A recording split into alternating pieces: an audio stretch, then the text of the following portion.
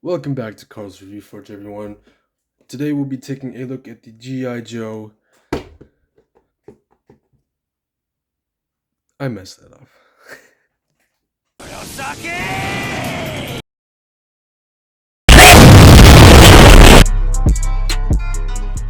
Anyways, we'll be taking a look at the G.I. Joe, G.I. Jane. We'll be taking a look at the Lady Jane from G.I. Joe. I actually wanted this figure for a while. I found it at Target while I was on my trip. It was only $11. If you don't believe me, it's going to be on the screen.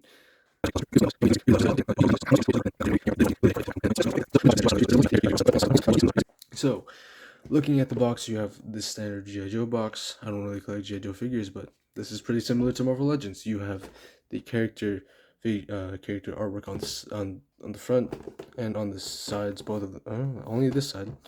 You also have these. I don't even know what those are. You guys, if you guys know G.I. Joe stuff, let me know what these are because I have no idea. You have G.I. Joe and then Lady Jane at the bottom. You have everything the figure has in the window.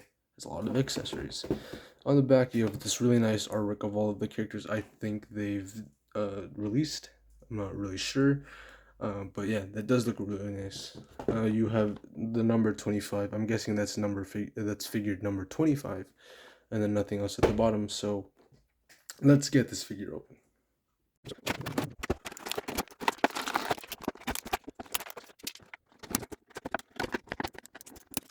Okay, so here we have Lady J, and I actually really like this figure. I have a few complaints about this, but overall, I think it's a really good figure. It comes with so much accessories, which I will get into later. But taking all of this off, I don't even know why I put this on. I put them on in like 2 minutes just for me to take it off now. Uh, but this figure has really nice detail. I love the texturing on this. All of the different shades of green, the brown, like that blue tree. Wow, nice tree. And then even at the back, there's detailing at the back with the backpack piece. You get two sets of hair, which I think is really interesting. And then you also get nice detailed boots. I wish they put some paint into that, but that's all good. It makes up for a lot of this. If they only put like some dirt dirty brown on the bottom of the boots, it would have made this figure so much better. But yeah, so the hat's really nice. I really like it. Let's get into the accessories. Okay, so looking at the accessories, oh my gosh, oh.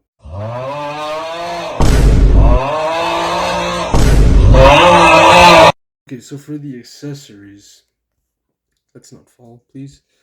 For the accessories, we have tons. We have two sets of hair, one with the hat and one without the hat, and they're both rubbery, so that's a plus. You have two sticks which you can attach these three pieces if you'd like. Uh, I think this one goes here. I'm not entirely sure. You do have this nice gun. I don't even know what this gun is, but you do get a hole. I don't even know what that's for. I'm not sure if you put this in here. Now that I think about it, it probably does go there. But yeah, and then you do get a backpack which has nice detail as well. You also get a swivel camera, and then you have the peg for the to attach to the back, and then you have um storage space, which I think is pretty convenient actually. For this thing's articulation, you can like swivel that there, and then there's another swivel up here, I believe. Yep, there's another swivel up here, and then there's a swivel down here, the base, which is really nice. But yeah, let's actually take a look at the figure now. There is Wigless J. Yeah. Jada Smith.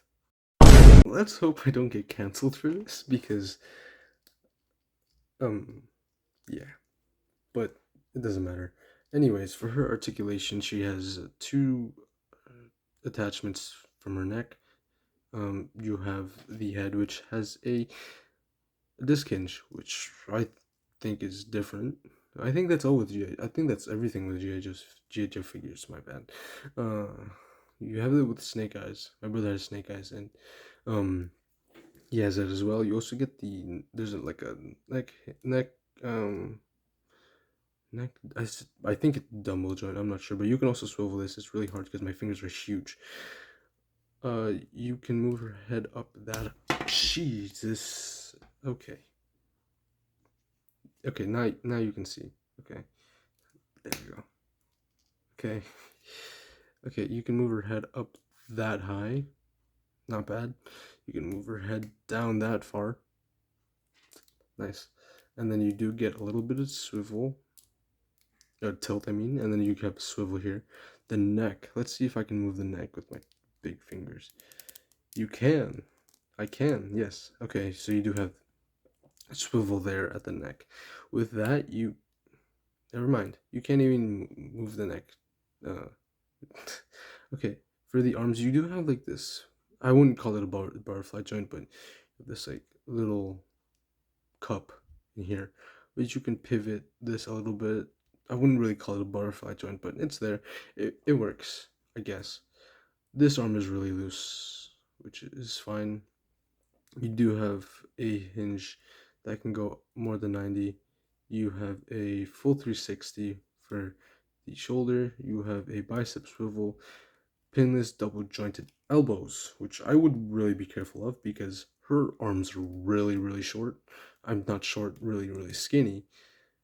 So yeah, I would just be careful of that. It's gonna break easily. And then you do have a vertical hinge with a swivel for the gloves.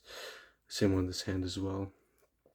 On the abdomen, you can arc that pretty far. She can't even arc forward that much. So kind of disappointing, but that's fine. You have a swivel there as well. It's just ratcheted, very denty. I don't even know if that's a word, but you do have tilt on this one. This bottom one on waist, you can move it back that far, right? Back that far, forward that far, not much. You also have like a tilt there as well, not much, but together you have a lot to offer. It has a lot to offer. This thing has a lot to offer. And then on her legs, let me take this up. Okay. For her legs, she does have that drop down feature, which I personally don't like because it makes her legs more wobbly. Like as you can see, they're wobbling right now, very wobbly. And it doesn't even work. So you can move her leg up that high, and it does go out to the side, which kind of annoys me with these female figures. You do have. There we go. There's a looseness. Okay, you do have the you can kick out that high, and even with the drop down hinge, it's the same thing. So there's no need to put that drop down hinge in there. You can move her leg back just a tad bit. You have the thigh swivel. You have the double jointed pinless knees, which is nice. You also get a boot swivel in there, which is actually very smooth. You have the ankle, which can go back that far, forward that far, and then you do have a ankle pivot. That's very heavily ratcheted as well. For her measurement, she does stand just about 6 inches, which she's tall. What the heck? Which is just right under 16 centimeters. She is tall. Comparisons, I don't really have anything else to compare her with, but Snake Eyes. This isn't my Snake Eyes, but she does stand a little bit shorter than him, and then we'll compare her against Gore. Oh, come on. And she's tall. That's all I can say. She's tall. One thing I forgot to show is how to attach these little weapons on her spear. Yeah, you just like snap those in. It snaps pretty easily. And while we're here, I'm just gonna slide that in. no, it's not gonna fit. Okay, I was wrong. For my final thoughts on this figure, I really like it. The portions are a bit off, especially in the arms. Her neck is very long, and abnormal, and her arms are very skinny. But overall, this figure does work for $11. Anyways, I'll see you guys in the next video. What about this one? Maybe this one will fit. It does, but I don't think it really goes there. Yeah, no, this does not go here. Anyways, here's Lady J.